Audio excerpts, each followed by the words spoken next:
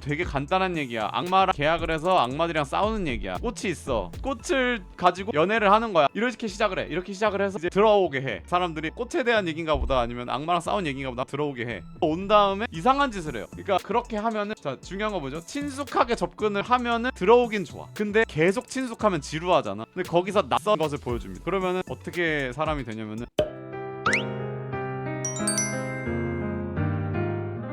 한 번은 4DX로 갔고요. 티켓 하나가 어디 있는지 잘 모르겠어요. 유실됐어요. 그래서 어쨌든 영화를 한 4번 정도 보고 느꼈던 것들을 조금 얘기해볼까 합니다. 체인소맨 레제편 여러분 재밌게 보셨습니까? 체인소맨 레제편을 보면서 굉장히 전반적으로 느낀 어떤 작가의 특징이라고 그럴까? 이 애니의 특징 3가지가 있거든요. 첫 번째 특징이 뭐냐면 단순함과 낯설음이 있어요. 이 2가지가 좀 공존을 하는 이 2가지의 조합으로 영화가 좀 진행이 되는 게 있거든요. 그러니까 영화 그 만화가 그 어떤 소년 판타지를 보면은 세계관이 되게 중요하잖아. 나루토만 해도 닌자 세계관 아니면 원피스면 해적질하는 세계관 뭐 이런 게 있잖아. 근데 그런 여타 다른 세계관이랑 비교를 하면 체인소맨의 세계관은 그렇게까지 막 엄청 판타지는 아닌 것 같거든. 내가 봤을 때는 애들 복장부터가 일단 되게 보수적이야. 양복 약간 무슨 상조 회사 같은 느낌. 이렇게 의상이 검은 넥타이에 검은 정장 뭐 하얀색 와이셔츠 이렇잖아. 그러니까 그렇게까지 멀리 가지 않아요. 그리고 뭐 이 능력을 가지고 있는 것도 이제 악마의 힘을 빌려서 한다는데 악마라는 것도 되게 좀비보다 흔하잖아.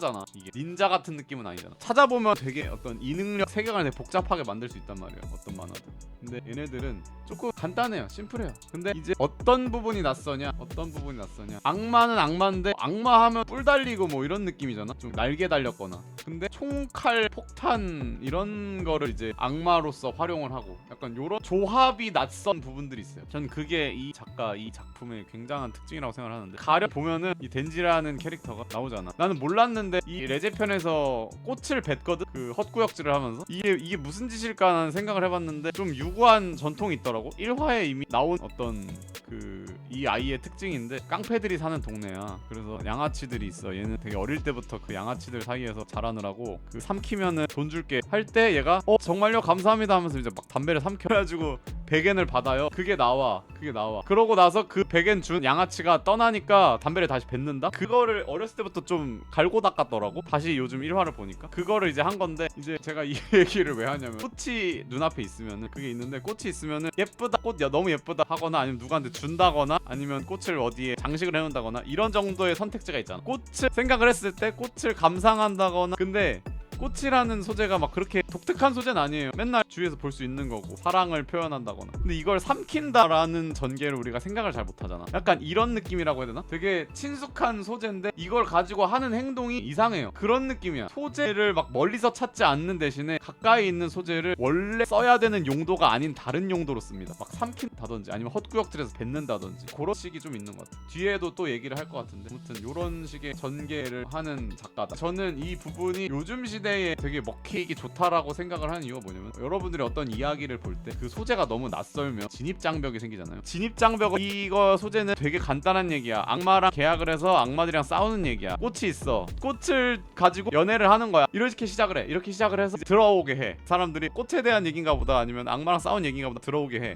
온 다음에 이상한 짓을 해요. 그러니까 그렇게 하면은 자 중요한 거 뭐죠? 친숙하게 접근을 하면은 들어오긴 좋아. 근데 계속 친숙하면 지루하잖아. 근데 거기서 낯선 것을 보여줍니다. 그러면은 어떻게 사람이 되냐면은 당연히 예상하고 들어왔는데 그 얘기가 아니네 해서 약간 충격을 받아요. 그래서 되게 몰입감이 높아진다. 이거는 되게 좋은 전략이라고 생각이 드는 게 이 친숙함과 낯선 것을 적절하게 조합을 해가지고 이야기가 되게 멀리까지 안 나가는데도 가성비로 되게 흥미롭게 느껴지게 하는 어떤 그런 테크닉이 된다는 거죠. 두 번 서사적 완결성에 좀 많이 신경을 쓰는 것 같아요. 예를 들어서 이제 체인소맨 레제편 같은 경우에 쥐에 대한 비유가 처음부터 끝까지 계속 나와요. 시골쥐가 좋냐 도시쥐가 좋냐 이런 얘기를 계속합니다. 중간에 되게 어두컴컴한 살인범 같은 놈이 나오는데 걔가 나와가지고 또 이제 치즈 너는 치즈야 난 이 치즈로 쥐를 유인할 거야 뭐 또 이런 얘기 하고요. 이제 마지막에 가서는 모르모트도 이제 실험쥐라는 그걸 지칭하는 거거든. 이제 그런 식의 어떤 비유들이 계속 나와요. 그래서 근데 이거를 뭔가 일단은 그냥 예를 들어서 뭐 레제가 나왔어 아니면 덴지가 나왔어. 둘이 꽁냥꽁냥 하다가 갑자기 어느 날 치고받고 싸우고 죽일 듯이 싸우다가 다시 뭐 이렇게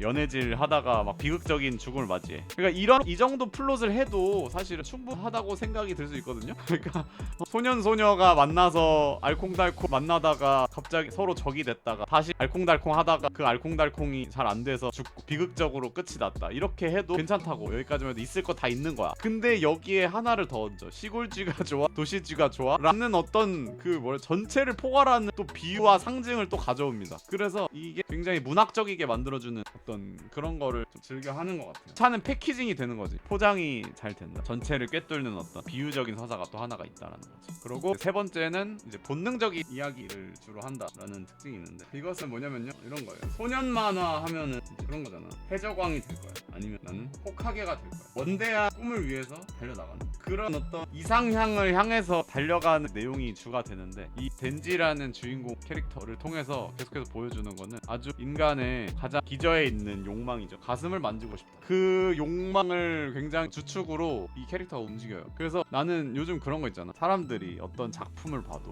본인의 인생이 너무 중요해.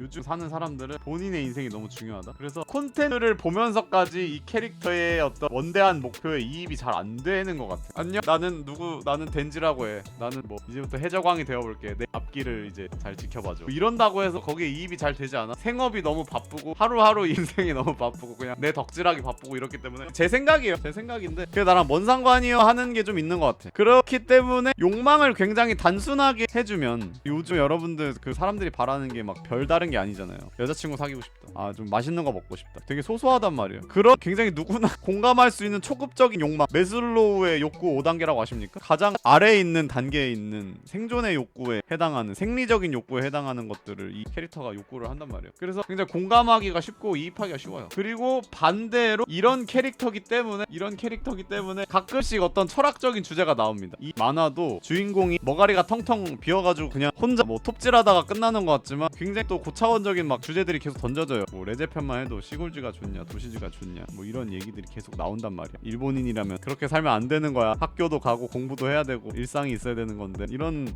자꾸 심오한 주제들이 던져진단 말이야. 근데 얘는 정신을 못 차려. 그런 얘기들이 나왔을 때 생각을 너무 많이 했더니 머리가 뜨거워졌어 막 이런 식이야. 근데 이렇게 굉장히 별거 바랄 것 없이 생각 없는 주인공이 이 세계관에서 펼쳐나가는 이야기이기 때문에 그런 철학적인 주제들이 던져졌을 때 얘가 고민을 하는 게 아니라 이걸 보는 사람들이 대신 고민을 해요. 얘 대신에. 얘가 둘러싸져 있는 상황 속에서 지금 뭐가 중요하지? 이건 어떤 철학적인 의미가 있지? 이거를 오히려 독자들이 좀 그 주제에 대해 생각해보게 만드는 그 공간을 제공한다는 거지. 그런 특징들이 있다.